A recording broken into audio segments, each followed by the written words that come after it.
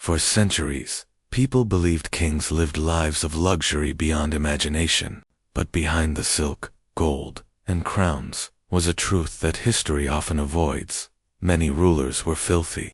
Among the worst offenders was Louis XIV of France, the so-called Sun King. Louis was one of the most powerful monarchs in European history, yet he rarely bathed.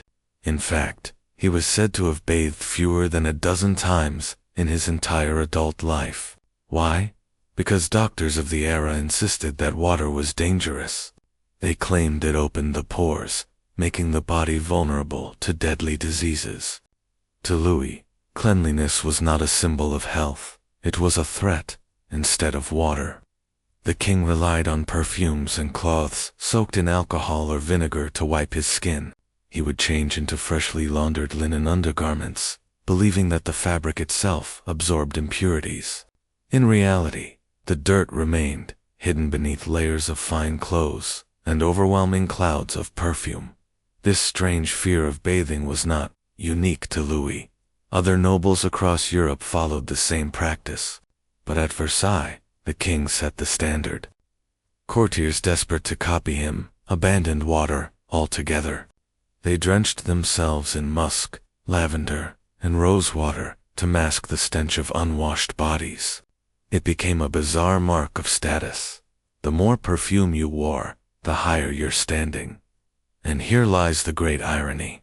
While peasants in villages bathed in rivers, scrubbed their bodies, and washed their clothes, the rulers who commanded them lived in filth. The richest man in Europe, ruling from the grandest palace, carried on his body the dirt of months. Louis XIV's fear of water was not simply a quirk. It was a reflection of an entire culture shaped by superstition and ignorance.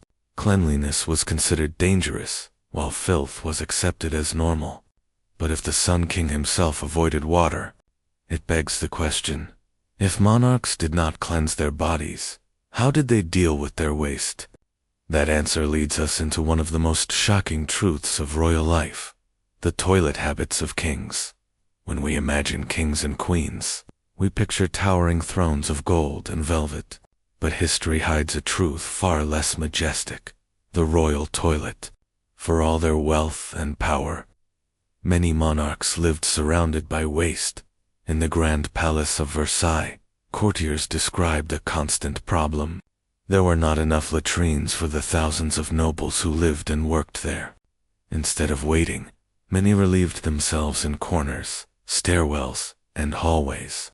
Servants reported piles of excrement left in corridors behind silk curtains, while courtyards filled with the stench of urine. This was not an accident, it was routine. A palace designed to impress Europe became infamous for its filth. Even in private chambers, kings often lacked proper toilets. Early castles contained garderobes, small rooms built over chutes leading to cesspits or moats. Waste dropped down into the open air, sometimes sticking to the walls, often polluting the very water people drank.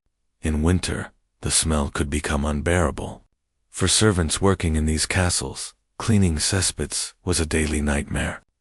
Yet for monarchs, this was considered luxury compared to what peasants endured. England offers an even stranger example. Here, the toilet of the king was not simply a matter of hygiene, it was a matter of politics. The monarch had a personal attendant called the groom of the stool.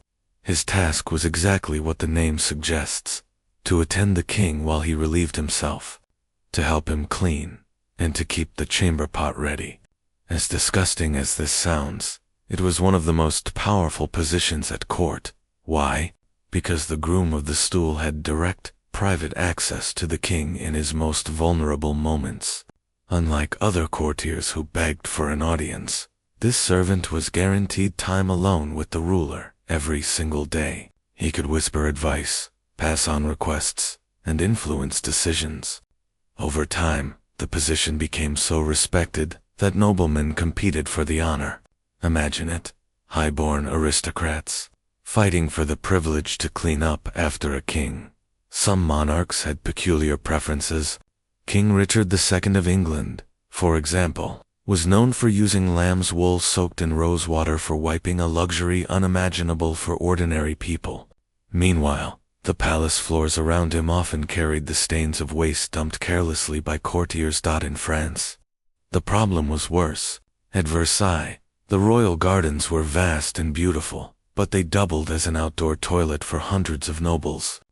Visitors complained about the overwhelming stench that no perfume could disguise. Even Louis XIV himself sometimes relieved his bowels in public, attended by servants, as if the act was a natural extension of royal ceremony. Cleanliness was secondary. Status and ritual mattered more. These habits were not only disgusting but dangerous. Poor sanitation led to outbreaks of disease. Contaminated water spread illness through both palaces and towns. Monarchs were not immune. Epidemics raged through courts as easily as through slums. Yet still, rulers clung to their unsanitary customs. Shielded by tradition and ignorance, the royal toilet scandal reveals more than filth. It shows how power twisted even the most basic human functions into symbols of control. For ordinary people, relieving oneself was private. For kings, it could be a public ritual, attended by servants and recorded by chroniclers. Excrement itself became political. A monarch's stool could be taken by physicians to study for signs of health, just as his blood was let to balance humors. The throne, in this sense, was not just a symbol of rule. It was sometimes a literal seat of waste, and those who served it knew that proximity to the royal body, in its most natural and degrading functions, could mean access to unimaginable influence. But filth does not stop at toilets. If kings feared water and lived surrounded by waste, what of their mouths? What did centuries of strange diets, sugar addictions, and primitive medicine do to their teeth? The next chapter will uncover a truth that is as grotesque as it is painful. The rotting mouths of kings and queens. If there is one feature we associate with royalty, it is the smile, the dazzling symbol of grace, charm, and power. Yet behind the portraits and paintings of kings and queens lies a hidden horror, mouths filled with rot, blackened gums, and diseased jaws in the glittering Tudor court of England. Sugar was the new obsession. Imported from distant colonies, it was expensive, rare, and coveted. For monarchs, consuming sugar was not simply about taste. It was a way to display wealth. To eat sweets in abundance proved that you were richer than everyone else. But that pride came at a terrible cost. Queen Elizabeth I of England was one of sugar's most famous victims. By the end of her reign, her once graceful smile had turned into a dark, painful ruin. Her teeth, once white, had blackened and decayed. Chroniclers described her as reluctant to open her mouth in public, ashamed of the stench that escaped. Her courtiers even copied her, deliberately blackening their own teeth to imitate the queen's appearance. A grotesque fashion statement born from royal decay. The Tudors were not alone. Across Europe, rulers indulged in endless banquets, where roasted meats, candied fruits, and wine were served without thought for health. Dental care was primitive, often non-existent. Toothbrushes were rare. Powders made from crushed seashells or herbs offered little help. Instead of dentists, kings relied on barbers, or even servants, to pull out teeth when the pain became unbearable. No anesthetic, no numbing, just a pair of pliers, a steady hand, and screams echoing down the corridors of power. King Henry IV of France was notorious for his foul odor, and much of it came from his mouth. His rotting teeth and infected gums gave him such a stench that courtiers avoided standing near him. Yet he was the monarch of one of Europe's most powerful nations. His wealth could build armies, but it could not save him from the misery of decay. For many kings, the mouth became a battlefield of agony. Cavities turned to abscesses, abscesses to infections that could spread throughout the body. In some cases, untreated dental disease even threatened lives. Royal physicians attempted bizarre remedies, gargling with urine, rubbing the gums with salt or ashes, even applying mixtures of honey and crushed pearls. None of it worked. The irony is striking. Common peasants, who ate simpler diets with less sugar, often had stronger teeth than their rulers. Their food lacked the refined sweetness that rotted enamel so quickly. Once again, those at the bottom of society lived cleaner, healthier lives than those on gilded thrones. The suffering was not only physical, but political. Elizabeth's eyes' decaying teeth made it difficult for her to speak clearly, undermining her authority in speeches. Chroniclers noted her struggles with pronunciation, her words slurred by pain. In an age where a monarch's voice carried divine authority, a ruined mouth became a hidden weakness. Yet, she persevered, masking her discomfort with makeup, wigs, and the commanding presence for which she was known. The horror of royal mouths did not end in the Renaissance. Centuries later, King Louis XIV's court was filled with nobles suffering the same fate. At Versailles, dentists were summoned to perform extractions on the spot, pulling teeth while courtiers watched. These gruesome public displays were treated almost like entertainment, as if pain and rot were part of royal ceremony. But perhaps the most grotesque detail of all is this: rotting teeth became fashionable. Nobles across Europe looked at their rulers' mouths and decided decay was a sign of status. To have blackened teeth was to show that you, too, could afford sugar. It was the ultimate symbol of privilege, a disease worn as a crown. The consequences were dental decay, infections, and abscesses spread misery through royal families. Kings and queens endured constant pain, bad breath, and humiliation. And while their portraits show them smiling serenely, the reality behind those painted lips was agony. Once again, we see how the greatest rulers of history, men and women who commanded armies, built empires, and reshaped the world, were powerless against their own habits. They indulged in luxury, but that luxury turned against them. The very substance that proved their wealth destroyed their mouths from within. Rotting teeth and diseased gums were not the only horrors hidden beneath royal crowns. If the mouths of kings were filled with decay, what rested on their heads was no better. Because in the next chapter, we turn to the wigs of monarchs, massive, powdered, perfumed, and crawling with vermin. If there is one symbol that defined European royalty in the 17th and 18th centuries, it was the wig. Immense, powdered, and perfumed, wigs became as important to a king's image as his crown.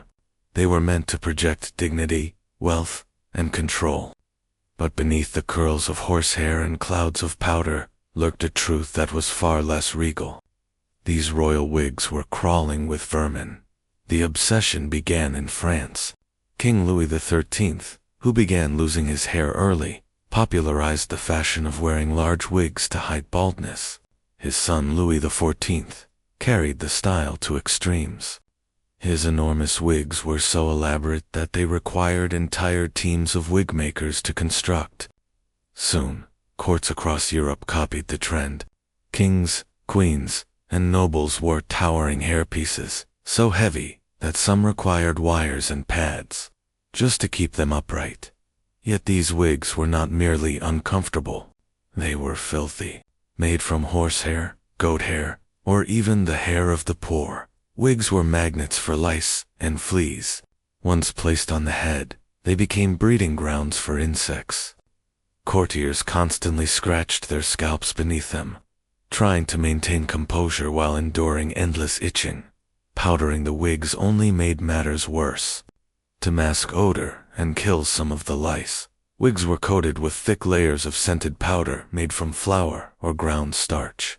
This powder often clung to the insects, creating clumps that made infestations more obvious. In crowded ballrooms or throne rooms, the air filled with clouds of powder, mixing with sweat and body odor. It was a stench that perfume alone could not disguise. Royal portraits, of course, tell none of this. They show monarchs standing tall, their wigs grand and immaculate. But behind the image was a world of discomfort. Some wigs were so heavy and so dirty that they were never fully washed. Instead, they were stored on wooden stands and reused, sometimes for years. When pulled out again, they often contained nests of lice eggs waiting to hatch. The consequences went beyond itching. Lice infestations spread rapidly through courts, carrying disease with them. Typhus, known as jail fever, was spread by lice and caused fevers, rashes, and even death. Though not every outbreak began with wigs, the unsanitary hairpieces did nothing to help. They symbolized elegance but carried danger. The irony is stark. The peasants who worked the fields often had cleaner scalps than the nobles who ruled them. A poor man might shave his head to avoid lice altogether. A nobleman, meanwhile, buried his scalp under layers of horsehair, starch, and insects. The higher the wig, the greater the infestation. The wigs were also expensive. A single royal wig could cost the equivalent of thousands of dollars today. Entire professions were built around maintaining them. Wig powderers, wig combers, and wig dressers followed the nobility everywhere. And yet, despite all this expense, they could not prevent the crawling vermin that thrived in the very fabric of fashion. Women, too, suffered. Aristocratic ladies often wore towering hairstyles built on frames, decorated with ribbons, jewels, and even miniature ships or gardens for display. These creations took hours to assemble, but once fixed, they were rarely dismantled. Some women kept their hair in place for weeks at a time, sleeping upright to preserve the structure. Beneath the surface, hair rotted, lice multiplied, and the scalp festered. Servants reported seeing insects crawl out of the wigs during dinners or balls. Yet the women endured it, because fashion demanded it. In the royal courts, scratching became a silent language. Nobles developed gestures to discreetly scratch their heads during ceremonies without being noticed. But often, the itching was impossible to hide. It was said that entire audiences at Versailles could be seen wriggling in their chairs, fighting against the torment crawling on their scalps. What makes this habit especially grotesque is the deliberate denial. Nobles knew their wigs were infested, but they refused to abandon the custom. To remove the wig was to admit weakness or poverty. Instead, they drowned themselves in perfume, powdered their wigs again, and carried on with the ritual of elegance. The appearance of dignity was worth far more than the reality of cleanliness. And here lies the dark truth. The very crowns of kings and queens, their symbols of honor and nobility, rested upon nests of vermin. Behind the powder and jewels was crawling filth.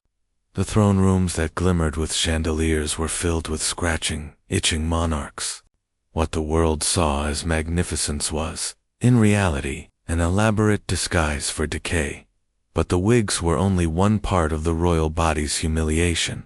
If lice and fleas tormented their scalps, physicians tormented their veins. Because the medical practices of kings were every bit as filthy and grotesque as their wigs. In the next chapter, we enter the world of leeches, bleeding bowls, and bizarre cures made from human remains. The power of a king could command armies, conquer nations, and decide the fate of millions. But when illness struck, even the greatest monarchs of history placed their lives in the hands of medicine that was as grotesque as it was ineffective. For centuries, royal medicine was built not on science, but on superstition, ritual, and often, horror. One of the most common treatments for nearly every royal ailment was bloodletting. Physicians believed that the human body contained 4 humors: blood, phlegm, black bile, and yellow bile, and that disease came from their imbalance. To restore health, doctors drained the body of blood, often in terrifying amounts. Leeches were placed on royal flesh, or veins were cut open with blades. Kings endured this willingly, convinced that losing blood meant gaining health. In truth, the practice often weakened them further, leaving monarchs pale, dizzy, and vulnerable to infections. King Charles II of England offers one of the most infamous examples. In 1685, when the king suffered a seizure, His doctors rushed to treat him. Over the course of a single day, they bled him repeatedly, cut open his skull, and forced into his body a horrifying mixture of medicines, crushed pearls, antimony, and even liquid distilled from a human skull. By the end of his treatment, Charles had lost over 2 pints of blood and endured more than 50 separate medical interventions. He did not survive. It was not his seizure that killed him, but the so-called cures of his own physicians. This was not unusual. Royal doctors often prescribed concoctions that today seem unthinkable. Remedies made from powdered bones, dried excrement, or the ground remains of mummies imported from Egypt were given as medicine. Human skull powder was thought to cure epilepsy. Urine was prescribed for gum disease. Even feces, mixed with wine or herbs, was recommended as a treatment for plague. Monarchs, desperate for health, consumed these substances without hesitation. The irony is painful to consider. Surrounded by wealth, power, and luxury, kings and queens trusted their lives to practices that often hastened their deaths. They lived in palaces of gold, yet swallowed powders of rot. Their bodies were bled and weakened, their veins opened in rooms filled with velvet and silver. Other treatments were equally barbaric. Cupping involved heating glass cups and pressing them onto the skin to draw out bad vapors. Purging was another obsession, forcing monarchs to vomit or defecate violently in the belief that this cleansed the body. Some kings spent more time enduring these tortures than ruling their nations. Even bathing, which in many cultures was a symbol of purification and health, became twisted in Europe into a rare medical procedure. When a king did bathe, it was often not for cleanliness, but as part of a prescribed cure, to be soaked in herbal infusions or oils to draw out disease. And because bathing was feared as dangerous, such treatments were rare and dreaded. What made these practices more tragic was the way they were enforced by fear. Royal physicians were terrified of failure, for the death of a king under their care could mean disgrace or even execution. To protect themselves, they prescribed the most dramatic remedies possible, hoping that action would be seen as effort, even if it harmed the patient. Monarchs were trapped, surrounded by doctors who knew little of science but much of ritual, willing to bleed and poison their sovereigns rather than admit ignorance. For the ordinary people, the suffering of kings was invisible. To the public, the monarch appeared immortal, chosen by God, untouchable. But behind palace walls, the reality was grotesque. A king might rise from his throne weak from blood loss, a queen might smile through the agony of rotting gums, and an heir might die young, not from natural disease, but from the very cures meant to save him. The story of royal medicine is not simply about strange treatments. It is about the fragility of power. Kings and queens commanded armies, yet they were powerless against the ignorance of their own age. They ruled by divine right, yet could not escape the leeches clinging to their skin, or the powdered bones dissolving in their wine. Their bodies, like those of peasants, rotted, bled, and broke. This was the last, and perhaps the most grotesque, of the royal hygiene habits. Fear of water, filthy toilets, rotting teeth, lice-infested wigs, and deadly medicine. Together they paint a picture of monarchy that is far from majestic. Behind the polished portraits and jeweled crowns was a world of filth, superstition, and suffering, and the legacy lingers. Many of these practices continued well into the 18th and 19th centuries, shaping medicine and hygiene for generations. The image of kings as divine rulers has survived in art and memory, but the truth is far darker. The rulers of Europe, celebrated for their glory, lived in decay. So the next time you see the portrait of a king smiling beneath a golden crown, remember, the perfume masked a stench. The smile hid rotten teeth, the wig concealed vermin, and the doctor's cure may have been worse than the disease. The grandeur of royalty was built upon filth. Thanks for spending this time with us. If you enjoyed uncovering history's darkest secrets, don't forget to like, share, and subscribe for more untold stories.